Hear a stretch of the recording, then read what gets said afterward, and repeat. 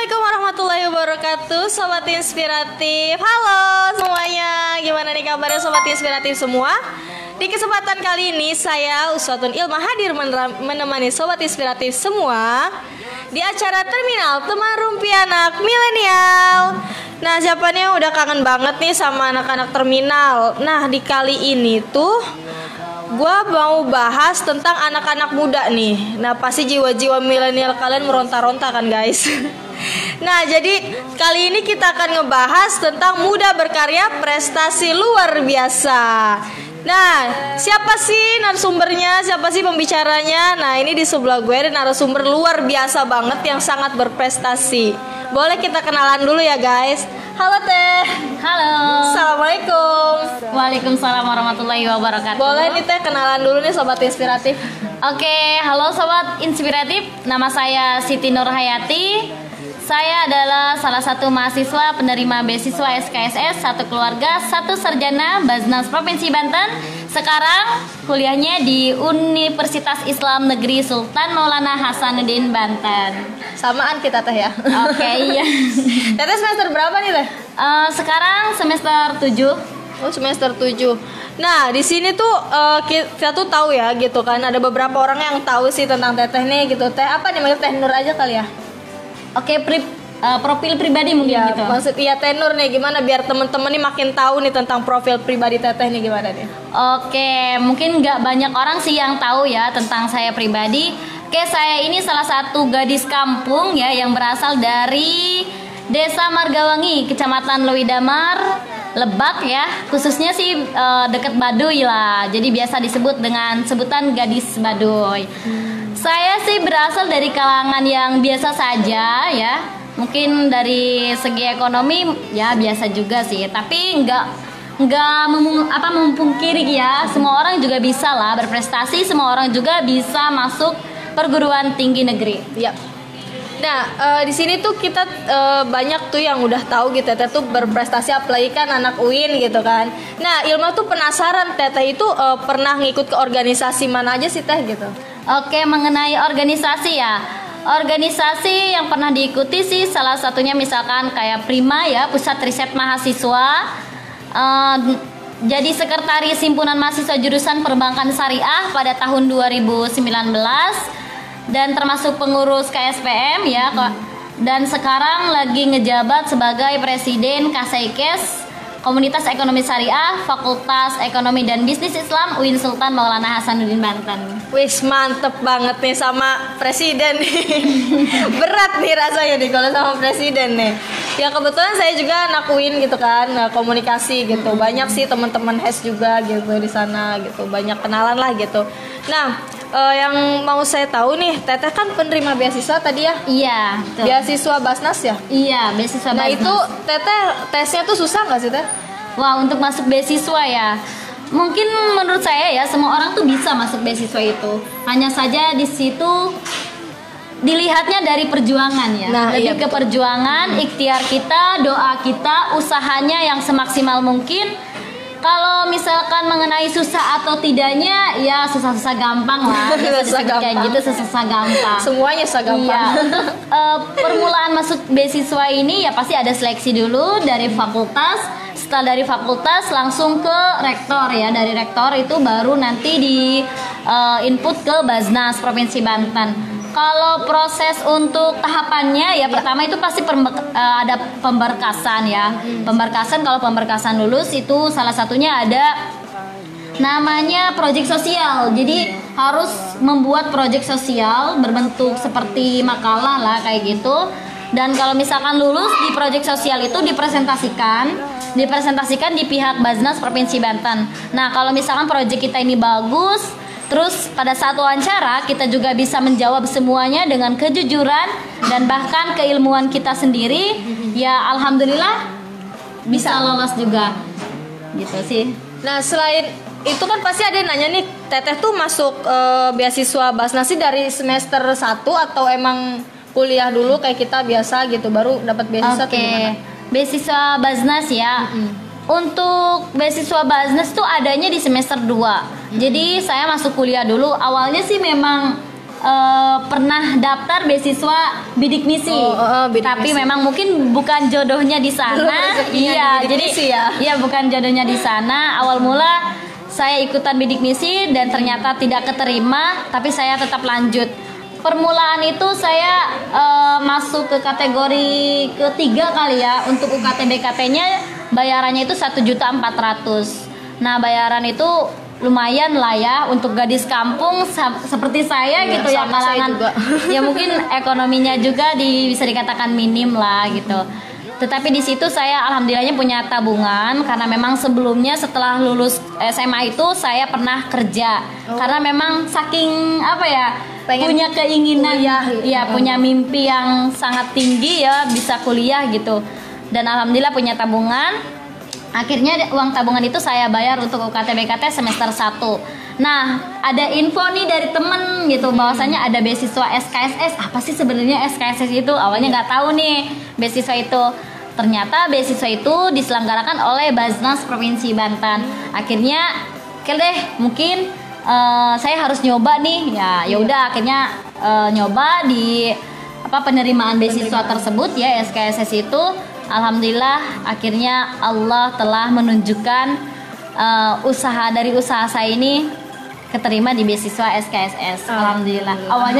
Awalnya sih nggak tahu ya lanjut atau tidaknya. Awalnya sih frustasi lah, bingung gitu harus gimana karena memang ekonomi nggak ada gitu ya, nggak mau nyusahin orang tua. Tapi alhamdulillah berkat perjuangan, doa khususnya doa dari orang tua, sahabat, teman-teman, bahkan guru ya, alhamdulillahnya bisa melanjutkan di Universitas Islam ini sampai sekarang semester 7. Oh, semester 7 sekarang. Iya. Nah, ini teh kan banyak sih ya yang berpikir kalau dapat beasiswa tuh ribet nggak sih? Maksudnya menjalankan kuliahnya gitu. Dan apalagi kan Teteh kan awalnya nggak ini ya, maksudnya kerja dulu gitu. Nah, kerja itu berapa tahun Teteh? Kalau kerja itu sih nggak lama, nggak sampai setahunan nggak. Sampai. Paling 8 bulanan lah kerja itu. Jadi setelah lulus itu saya break dulu karena memang awalnya emang nggak masuk bidik misi itu. Maka dari itu saya memutuskan untuk kerja. Sebelumnya sih istiqoroh ya, meminta sama Allah karena memang apapun yang terjadi dalam kehidupan kita itu adalah takdirnya. Yang penting kita yakin Allah itu sudah merencanakan kehidupan kita itu sesuai dengan skenarionya. Tuh, jadi 8 bulan itu saya kerja, akhirnya saya nabung ya, karena berkeinginan untuk pokoknya saya harus kuliah. Gitu. Ya, ini kembali ke tadi ya, maksudnya gimana sih, kan banyak orang tuh kayak berpikir dapat beasiswa tuh susah, kan tadi udah dijawab prosesnya gitu Teh. Nah, kalau proses kuliahnya nih susah nggak sih kalau Teteh yang udah mengalami gitu, kayak misalnya harus ini harus itu gitu. Sebenarnya kalau menurut saya ya kuliah itu ya harus dijalanin. Kuliah itu kan kewajiban pertama. Organisasi itu adalah sebuah pengalaman yang akan membuat diri kita itu lebih upgrade ya, lebih aktif lagi di luar gitu. Dan bahkan bisa dikatakan ya, ilmu yang kita dapatkan itu bukan hanya di perkuliahan saja, bahkan di organisasi, bahkan di luar pun kita bisa dapatkan. Nah, untuk teman-teman yang sering ngeluh nih, ini organisasi, kuliah gimana ya gitu. Jangan diambil pusing. Untuk memudahkan kita menjalankan perkuliahan, organisasi, bahkan kita ada organisasi internal kita ya, beasiswa gitu, itu masih bisa kita jalankan. Yang penting kita pertama harus bisa fokus terhadap apa yang kita lakukan, dan untuk memudahkan kita harus buat mind map. Apa sih ya mind map tuh? Mind map itu adalah kerangka pikiran kita. Jadi kita membuat planning target ke depan. Iya, targetnya gitu seperti apa. Jadi tiap hari itu jangan sampai waktu luang kita itu sia-sia gitu. Jadi kuliah ya kuliah. Yang penting ketika ada organisasi itu tidak menghalangi kuliah lah ya. Jadi kuliah tetap jadi fokus yang pertama. Organisasi itu sebagai upgrade kita ya.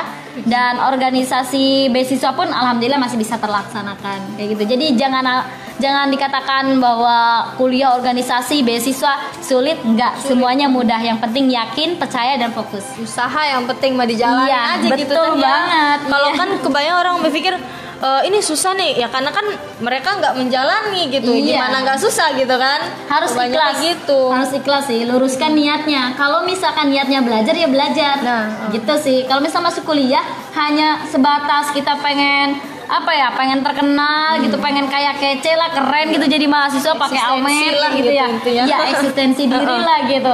Ya itu kan beda lagi niatnya. Kalau misalkan emang niatnya kita lurus, ingin menuntut ilmu, pasti Allah memudahkan. Nah pasti banget tuh teh. Nah banyak sih yang berpikir kalau dapat beasiswa itu, maksudnya kan kebanyakan banyak persyarat-syaratnya itu teh ya. Nah pasti sih ada syarat, gak mungkin kan ngasih beasiswa cuk-cuk gitu kan, gak mungkin. Nah makanya di sini banyak sih yang sebagian orang belum tahu kalau persyaratan Basnas itu apa sih teh gitu. Persyaratannya lebih fokusnya itu karena emang SKS itu kan singkatannya dari satu keluarga satu sarjana.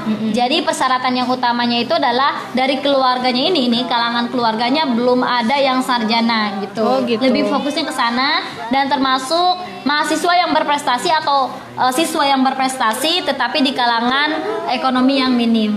Lebih ke sana. Dan ini kan Teteh udah jadi presiden apa tadi? Iya, sekarang menjabat sebagai Presiden KSEIKES, Komunitas Ekonomi Syariah dari FEBI UIN Banten. Banten ya.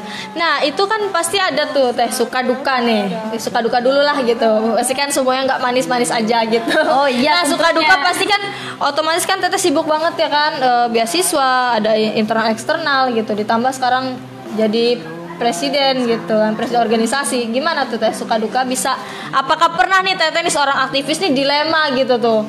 Pasti ya, semua orang tuh pasti ada dalam kehidupan kita itu pasti ada semangatnya itu naik turun lah gitu. Ada sih kadang kalau misalkan apalagi di masa pandemi kayak gini ya, organisasi program-programnya itu kan kadang terkendala ya dengan masa pandemik ini. Tetapi memang awalnya saya tuh kayak down ya, bingung gitu. Aduh gimana nih gitu, program jadinya vakum ya, nggak jalan gitu. Terus pengurusnya lebih nyaman di rumah gitu kan. Nah itu ya awalnya dilema sih, tapi karena memang kita sebagai pemimpin ya tugas kita ya untuk memotivasi mereka gitu, terus memberikan semangat kepada mereka agar tetap produktif di masa pandemik ini. Maka alhamdulillah sih kemarin juga masih bisa melaksanakan beberapa program yang bisa terlaksanakan. Kalau dilema ya sering dilema ya. Tapi semoga aja nih pengurus KSEIKES makin semangat, makin terus berprogres, kontribusi terus di KSEIKES karena kita sama-sama belajar. Nah, di sana. Mantep nih, tuh semangat tuh dari KSEIKES sih. Harus. Nah, gini sih teh, kadang ya kita tuh kan kalau ikut organisasi nih, kan pastinya pernah gitu kan ya ada bentrok gitu kan sama jadwal kuliah. Nih banyak banget nih biasanya yang lebih mementingkan organisasi daripada kuliah. Nah, menurut Teteh sebagai aktivis plus penerima beasiswa gimana tuh? Wah, kalau menurut saya tetap ya prioritas pertama kita itu adalah kuliah. Jadi ketika misalkan organisasi yang malahan menghalangi perkuliahan kita, wah tolong deh kita filter dulu deh ya, kita filter dulu. Mana yang lebih utama, mana yang harus kita prioritaskan. Kalau saya pribadi kalau kuliah memang lebih diprioritaskan. Organisasi alhamdulillahnya ya kalau misalkan kita misalkan bentrok ya kegiatan organisasi dengan perkuliahan. Tapi saya harus melihat dulu nih kira-kira kalau misalkan saya izin, misalkan saya sebagai ketua nih ya, saya sebagai ketua, saya sangat dibutuhkan di organisasi itu, dan sedangkan saya bentrok dengan perkuliahan saya mungkin lihat dulu nih dosennya. Kalau misalkan dosennya kira-kira bisa memaklumi ya saya langsung menghadap ke dosennya ya, bisa inilah face to face berbicara ya gitu. Gimana baiknya kalau misalkan diizinkan, alhamdulillah saya ke organisasi. Tapi kalau misalkan emang nggak diizinkan ya kita harus bisa meyakinkan pengurus yang lain bahwasanya kita harus saling memahami satu sama lain. Kadang memang berpikir sih kalau misalnya jadi aktivis tuh kayak bingung sih ya, pasti ada dilema banget nih. Ini gue di sini nih jadi ketua nih, tapi gue ada MK yang danger misalnya gitu, biasanya killer nih gitu kan. Wah bingung gitu. Nah berarti harus bisa meyakinkan anggota-anggotanya ya biar bisa harus gantian lah dulu. Harus saling gitu. Memahami lah. Prioritas pertama tetap kuliah Buat aktivis-aktivis kampus semuanya kuliah prioritas pertama ya Teh ya. Iya harus selesaikan tepat waktu, 8 semester aja ya. Kalau nambah gimana tuh? Wah jangan.